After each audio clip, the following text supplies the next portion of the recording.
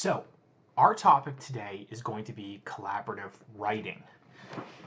Now, this is going to fall under the umbrella of our final project called One City, Many Stories. Now, unlike the assignments you've done up until this point in the semester, this is going to be a team writing activity, collaborative.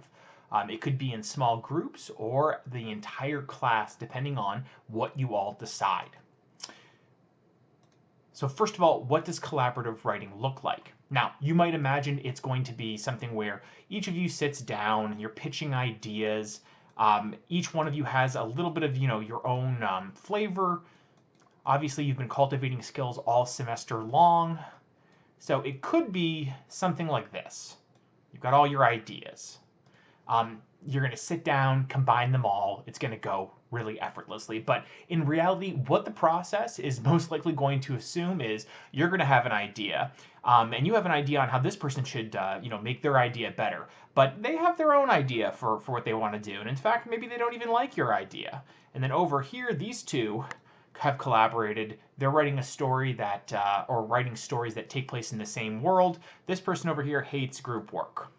So this is more of what this project is actually going to resemble, because each of you has your own opinions and you've been building your own voice over this semester. But the goal is for this project to maintain the voice you have for your own writing, but to take your ideas and combine them to build something greater than the sum of its parts there. And the way we're going to kind of do that is, my goal for this exercise is for each of you to have your own ideas. And maybe, like I said, they're all going to look very different. But the overall goal is for all of this to essentially come together. For all of these to play together. To find some kind of harmony within your project. Now, I will help you with this every step of the way. Now, what we have to do is, before you come to class tomorrow, what I want you to do is, I want you to fill this out. So if you can grab a sheet of paper, and you can go and fill each section of this out as I explain it to you. This is our One City, Many Stories blueprint. Each one of you is going to fill this out. Now, this blueprint contains 4 separate parts. So number 1, before you come to class tomorrow and we begin this activity, the first thing you should think about is the history of the world. Now, in this project, we're going to be writing about a city. And your group has to decide what that city is. Is it something in our reality? Is it New York City? Is it something that's more fantastical? Is it a flying city in a weird fantasy world? Is it a futuristic city? Is it Tokyo in the year 2070, where it's rooted in reality, but it's actually a science fiction variant?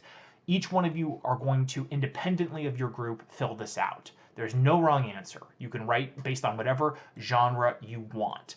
But think of your world as a genre. Is it realistic? Is it fantasy, horror, etc.? Now, once you establish your world, the next thing I want you to think about is going to be the history of your city. So within this world, what is this city look like? Now, the ground rules for this are it has to be a major metropolis. It can't just be a city in the boonies here. We want something where this is a city where there is some kind of importance. It could be infamous, it could be famous, it could be a smaller city, but maybe there was an accident nearby that brought it to relevance or prominence. But we're thinking you're looking at least 100,000 people, okay? Just so that there's enough going on in this city for everyone's ideas to kind of coexist.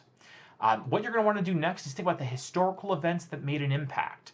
Especially you're thinking in the last 25 years, what has happened in this city? And the reason for that is that we want to use this to then think about the cultural shape. And when I say cultural shape, I mean what is going on in the city, music-wise, theater-wise, pop culture, political culture.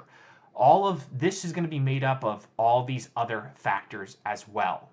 Now, once you have this filled out, the last step is you're going to then make sense of your ideas as a group. Sit down and share your ideas.